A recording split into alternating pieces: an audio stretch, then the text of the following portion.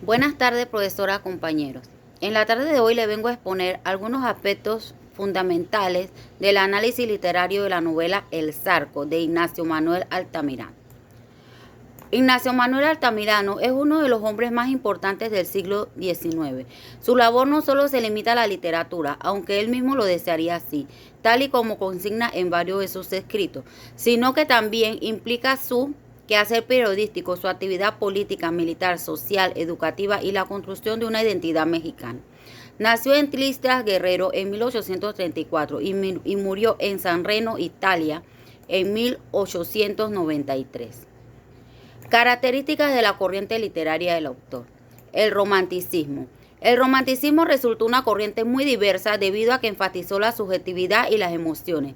Se manifestó como una ruptura de los principios de la Ilustración, que sostenía la razón como la base de todo conocimiento, y exaltó la libertad del individuo y su capacidad intuitiva. Característica presente en la obra.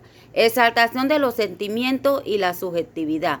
Manuel siente un amor sublime por el Zarco a pesar de saber que este es un bandido, idealiza este sentimiento. Cita, así, bajo aquel secreto profundo que nadie se hubiera atrevido a adivinar, Manuela salía a hablar con su amante con toda la frecuencia que permitían a este sus arriesgadas excursiones de asalto y de pillaje.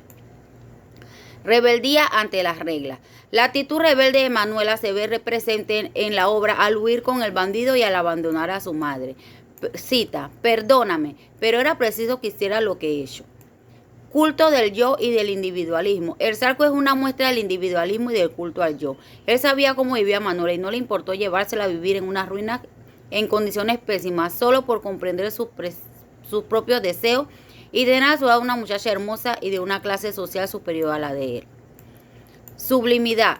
Frente a la idea de la belleza clásica, austera, ordenada y equilibrada, el romanticismo antepone la idea de sublimidad, según la cual puede hallarse la belleza en lo terrible o incómodo, en aquello que aunque no es plácido, turba y conmueve. Esto lo veía Manuela en un principio cuando se escapó con el Zarco.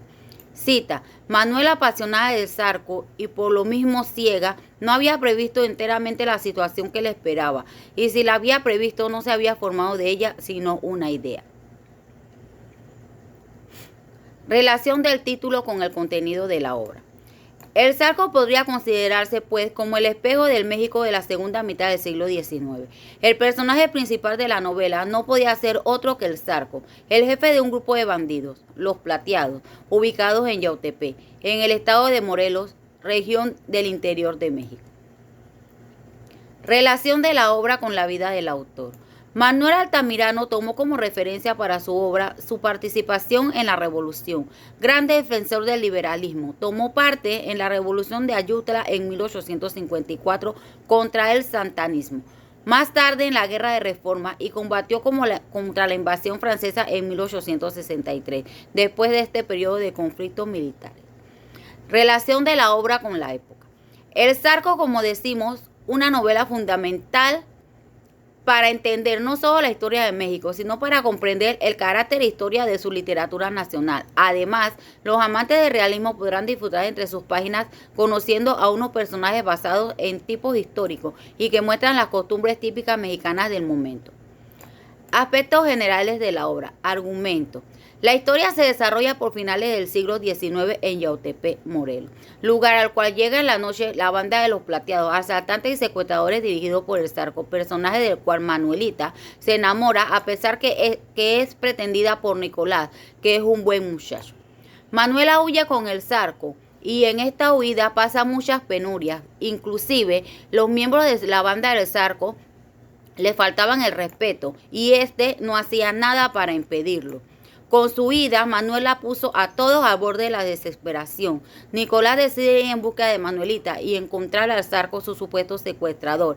En ese intento, el comandante apresó a Nicolás porque él lo llama cobarde por no querer ir en busca de Manuelita. Mientras estaba en la cárcel, Pila va a visitarlo. Se da cuenta del amor de Pilar siente por él y decide quedarse con ella. La madre de Manuelita, doña Antonia, enferma por las acciones de esta y muere. Durante todo este tiempo, el Zarco seguía haciendo de las suyas. Secuestró a un extranjero para comprar joyas y ropa a Manuelita con el rescate.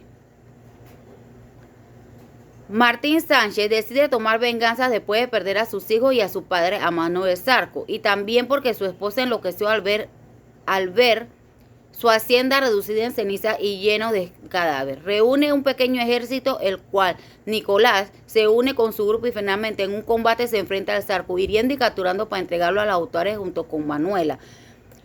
Una vez muere el Zarco, Manuela muere con él. Tema de la obra: la inseguridad.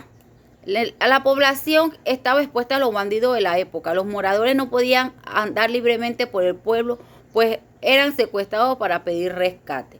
Cita: y es que estas horas, en aquel tiempo calamitoso, comenzaba para los pueblos en que no había una fuerte guarnición el peligro de un asalto de bandidos con los horrores consiguientes de matanza, de rapto, de incendio y de exterminio. Entre los subtemas podemos mencionar la guerra civil, la venganza. Personajes.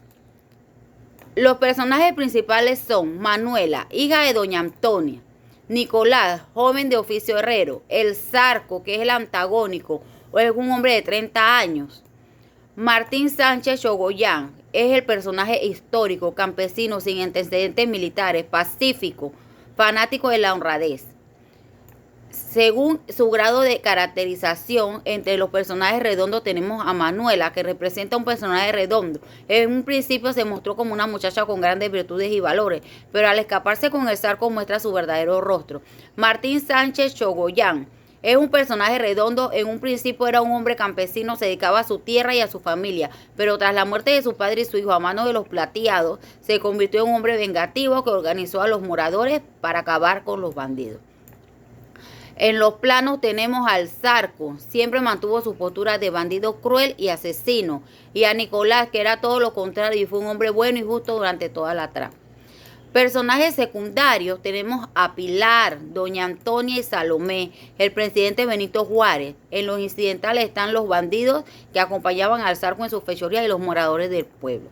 Elementos básicos de la narración. Inicio: se inicia la obra dando una breve descripción acerca del lugar donde se va a desarrollar la obra, es decir, Yautepec. Desarrollo: doña Antonia vivía en el resumen en la boca, ya que su hija era una de las muchachitas más bonitas de la región y temía que el Zarco se la llevara y no la volviera a ver. El nudo: Manuela huye con el Zarco. Su madre muere al saber de la noticia. Nicolás se decepciona ya y empieza una relación con Pilar. Manuela, al encontrarse en la guarida del Zarco, se arrepiente de haberse escapado y se siente miserable por estar allí. Clímax: aparece Martín Sánchez Chogoyán, quien era el vengador del pueblo y se dedica a perseguir a los Plateados, colgando a los que atrapaba. Al saber esto, el Zarco y su banda van en su busca. El Zarco es atrapado, pero logra escaparse. Desenlace: Nicolás y Pilar están a punto de casarse.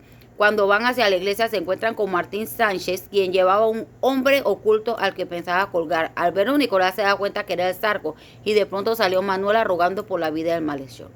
Cierre: el Zarco es colgado y ejecutado. Manuela muere de dolor. Nicolás y Pilar se casan y el pueblo se ve liberado de los Plateados, al menos por un tiempo. El final de esta obra es un final cerrado. Manuela y su amante bandolero mueren. Martín Sánchez logra hacer justicia por la muerte de su padre y su hijo. Pilar y Nicolás se casan.